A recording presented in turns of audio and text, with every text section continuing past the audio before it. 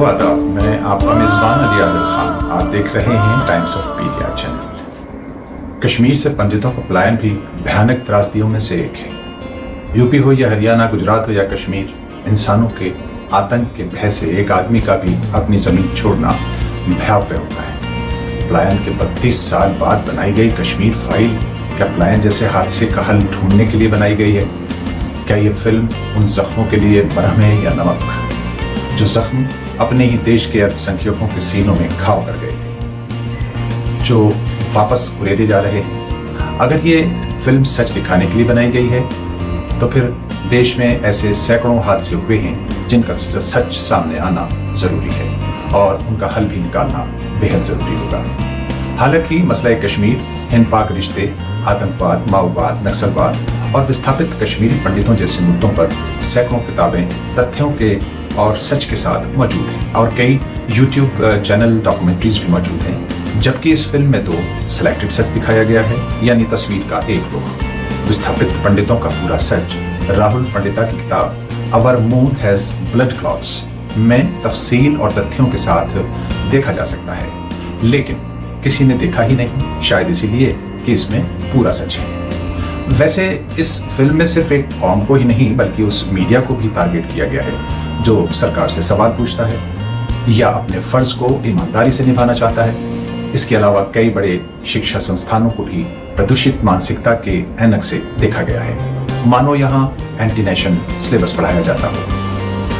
आपको मालूम है, देश में एक नए शब्द का निर्माण किया गया था और वो था अर्बन नक्सल। इस शब्द के निर्माता भी वही हैं जो कश्मीर फाइल के निर्माता निर्देशक हैं।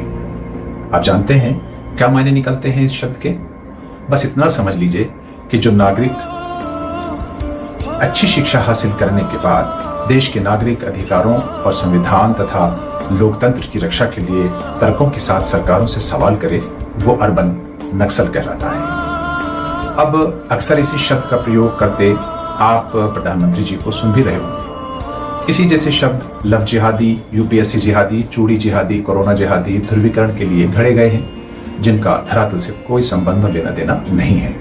मजे की बात यह है कि कुछ ऐसे ही अर्बन नक्सल सरकारों में भी मौजूद होते हैं जो समय समय पर सरकारों को आईना दिखाते रहते हैं। नए भारत का वो वर्ग जो ये कहता है कि देश को आज़ादी मई 2014 में मिली है और जो देशभक्ति के ढोंग के साथ अंधभक्ति के नशे में डूबे रहना चाहते हैं। और ऐसे अंधभक्तों की कमी नहीं है, वो इधर भी हैं और उधर भी हैं, हर जगह मौजूद हैं। उनके लिए कश्मीर फाइल का रिकमेंडेशन बिल्कुल सही है, उनको देखनी चाहिए। और वैसे भी ये फिल्म न्यू इंडिया के नैरेटिव को चलाने के लिए ही बनी है, क्योंकि इसमें हिंदू मुसलमान, मंदिर मस्जिद, आतंकवाद, नक्सलवाद, हिंदुस्तान पाकिस्तान, जिहाद, हिजाब, पर्दा सब कुछ एक छत के नीचे देखने को मिल जाता है। और इसको देखने के बाद जो देश का माहौल बन रहा है, दरअसल ये सपना है एक विचारधारा का जिसको वो साकार होते देखना चाहती है, लेकिन इसके भयानक परिणाम होंगे जिसके लिए फिल्म बनाने वाले कम और इस फिल्म को देखने के लिए प्रेरित करने वाले नेता ज्यादा जिम्मेदार होंगे। हैरत इस बात की है कि कश्मीर पंडितों के पलायन जैसी त्रासदी को अंजाम देने में सहयोग करने वाली पार्टी आज उसका सच दिखाने के लिए इतनी उतावली क्यों है?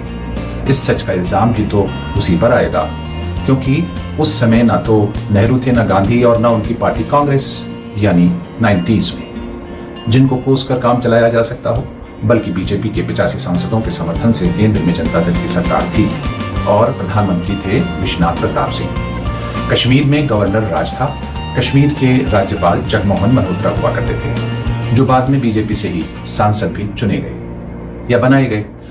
Nation wants to know, governor Jagmohan को कश्मीर पंडितों और आम कश्मीरी की सुरक्षा के लिए भेजा गया था या कश्मीरी पंडितों का पलायन कराने के लिए? जगमोहन का कश्मीर में कार्यकाल 19 जनवरी 1990 से 26 मई 1990 तक रहा। बस इसी बीच हुआ कश्मीरी पंडितों का पलायन। जो आर्मी गवर्नर की सुरक्षा में थी, क्या वो पंडितों की सुरक्षा नहीं कर सकती थी? क्यों नहीं आर्मी डिप्यूट की गई थी या डिप्लॉय की गई थी वहां कश्मीरी पंडितों के लिए?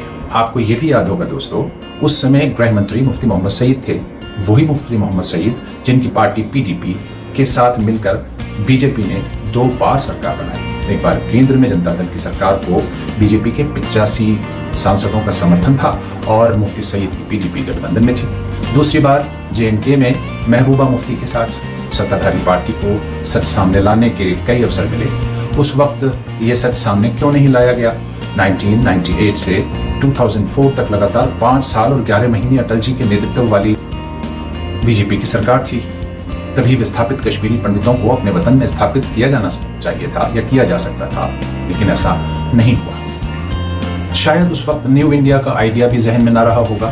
खैर, ये सब जानते हैं कि दुश्मन पाकिस्तान ने पंजाब के बाद कश्मीरी कट्टरता को प्रमोट किया और कश्मीर के सांप्रदायिक सौहार्द को खत्म करने और नफरत की खाई को गहरा करने में कोई कसर नहीं छोड़ी। क्या वही काम ये फिल्म और इस फिल्म को प्रमोट करने वाले नहीं कर रहे? क्या इस फिल्म को देखने के बाद सांप्रदायिक नफरत बढ़ेगी या सांप्रदायिक एकता आएगी? जाहिर है नफरत ही बढ़ रही है। जो हालात इस वक्त हैं वो देश के सामने हैं। नेशन वांट्स टू नो कि वादी में मिलिटेंसी की बुनियादी वजह क्या रही, और आज नफरत को बढ़ावा देने के लिए क्या धर्म संसद जैसे कार्यक्रमों का आयोजन भी कहीं पाकिस्तान के सहयोग से तो नहीं हो रहा? जिस वादी कश्मीर के लोग बंदूक और फसाद से डरते थे, लड़ना नहीं जानते थे, उस वादी में मिलिटेंसी का कारण क्या था? याद रहे, कश्मीर मिलिटेंसी का वही 1989 का दौर था जब Amnesty International, Human Rights Watch and International Commission of Jurists अपनी रिपोर्ट पेश कर रहा था, जिसके अनुसार घाटी में 1 लाख आम कश्मीरियों का कत्ल हो चुका था। मिलिटेंट्स ने कश्मीरी पंडितों को ही विस्थापित नहीं किया, बल्कि आम कश्मीरियों के साथ कश्मीर के मजहबी रहनुमा और इंडियन डेमोक्रेसी के बड़े सपोर्टर मीर वाइज मौलवी मोहम्मद फारूक शाह को भी नहीं छोड़ा और उनका कत्ल कर दिया गया। ये कैसा जिहादी था जो जिहाद की परिभाषा बताने वालों का ही कत्ल कर रहा था? मौलाना उमर फारूक के जनाजे में शरीक हजारों लोगों पर सीआरपीएफ ने गोलीबारी किसके आदेश पर की थी, जिसमें सरकारी रिपोर्ट के मुताबिक 28 मासूम कश्मीरी मारे गए थे, जबकि बीबीसी की रिपोर्ट के मुताबिक 100 आम शहरियों के मारे जाने का सच भी सामने आ चुका है। कश्मीर की इन सच्चाइयों के बारे में देश जानना चाहता है। ये सच कौन बताएगा प्रधानमंत्री जी?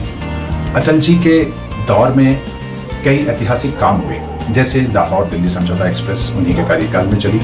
प्रेसिडेंट मुशर्रफ बीजेपी के ही दौर में भारत आए और कई दौर की वार्ता उनके साथ हुई। कश्मीर समाधान के लिए अटल बिहारी ने एक सिद्धांत दिया, इंसानियत, जमहूरियत और कश्मीरियत, यानी हिंदू मुस्लिम दोस्ती की परंपरा पर चलते हुए कश्मीर समस्या के हल के लिए अटल काफी सरगर्म थे। इस बीच गुजरात के पूर्व मुख्यमंत्री और वर्तमान प्रधानमंत्री कश्मीरी पंडितों के पलायन के सच को उजागर करने के लिए अटल जी को सुझाव देते तो वो तुरंत संसद के पटल पर इस मुद्दे को रखते और दूध का दूध पानी का पानी हो जाता।